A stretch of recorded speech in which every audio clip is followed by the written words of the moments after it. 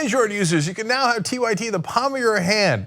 Our TYT app is available for download in the Google Play Store. Just go to tyt.com/app to find out more. So Fox News has been attacking Alexandria Ocasio-Cortez, who's with us here today, over 100 times last month, which is amazing. And so they're at it again today, doing several different things. One thing that they're doing is they found old blogs of hers. Where have I seen that before? I've been there, sister. But what they charge you with is pretty significant, though. They say that you have read Adam Smith. Whoa. Is that true? Have you in fact studied Adam Smith? I admit that I have read The Wealth of Nations and The Theory of Moral Sentiments. Damn. I have read a book. I read a book. Oh my goodness. I can't believe we're helping Fox News here, but guilty is charged. Guilty. Yes, she is in fact smart. Okay, so what they say, all kidding aside, they say, well, that means that they refer to your honesty, like, is she honest if she said a couple of positive things about Adam Smith while in school, while in college. So I can't believe I'm asking you to address this hilarious point. Yeah, Adam Smith's a smart, intellectual guy. But anyway, yes, go ahead. Yeah, no, I think it's first of all, I think it's funny that's like, oh my God, you read the book. And it's like, yeah, I've read the book, and maybe that's probably why my critiques are a little more substantiated than theirs. But Damn. So that I love it. I love the fun. But also, they also, because they have not read Adam Smith either, they don't realize that he's not this like total free market libertarian Koch brother of the 1800s. He speaks to, for example, when he talks about markets, he wasn't talking about the S&P 500.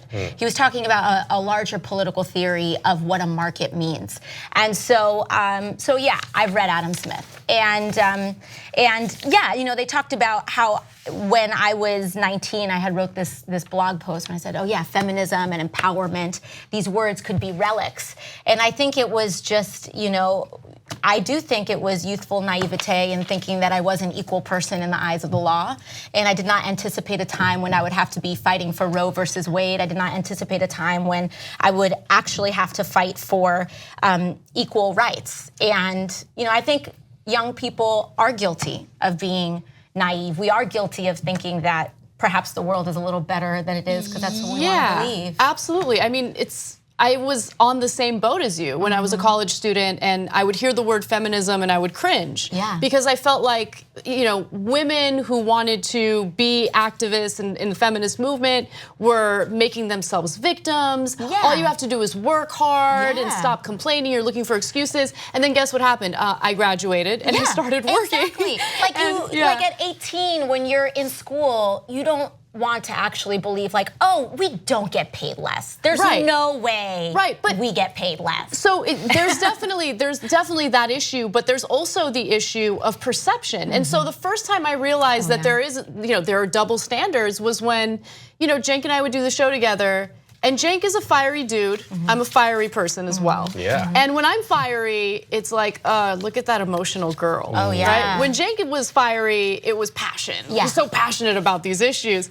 And so that was the To be first. fair, I am. Right. Well, so am I. And so that was the first hint I got. Yeah. And then I experienced other things, and I'm like, oh, okay. Yeah. And it was not just about your personal experiences. It's about looking at the broader picture and seeing what, differences arise between men and women in the workplace overall. And the substantiation of the critiques. It's always like, it's always superficial critiques. You're not attractive enough, you're too attractive, you're shrill, your voice is weird. It's like always so sensory. Yes. Because that is the male gaze. Yeah. Yeah. It is a sensory perception of women as opposed to a substantive perception of women. But at 18, I didn't want to believe that was. I'm just impressed at how politically engaged you guys were at 18, 19. I was like a total idiot, like just trying to figure out how to get drunk. I don't know. No, Nando, you were better off. Because I regret almost everything I wrote back when I was a Republican. Yeah. And so I was in worse shape than you guys because I was actually on the wrong side of the issues, right? And I remember writing an article against feminism when I was in college. Yeah. But for those of you out there who do critique, like if you're on the internet and you're trolling, that doesn't help at all. But there is constructive critique out there that does help. And so I remember somebody wrote a letter to the editor back against one of my articles when I was at Penn and said, Cenk, you're actually a feminist, and explain what feminism really is. Now that planted a seed. Now that seed did not grow till later, but it did. It eventually grew, and I realized, no, all of that was propaganda against feminism. What feminists did was they gave 50% of the population the same rights as the other 50%. You can't ask for anything that is more liberating and wonderful and positive, right?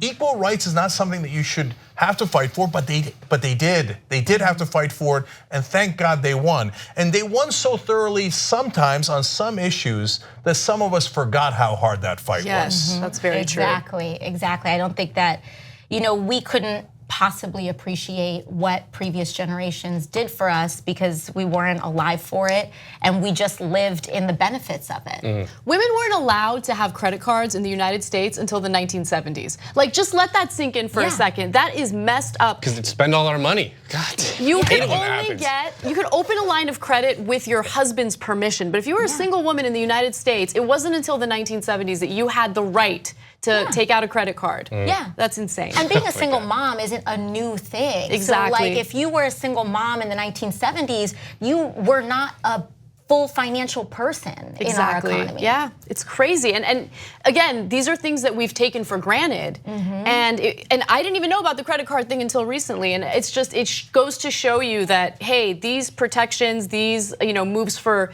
equality didn't happen a century ago. Some of it happened decades ago. Oh, absolutely. Yeah. 2 easy ways to follow the Young Turks. One is hit the subscribe button down below, then you're a TYT subscriber. And second is ring the bell.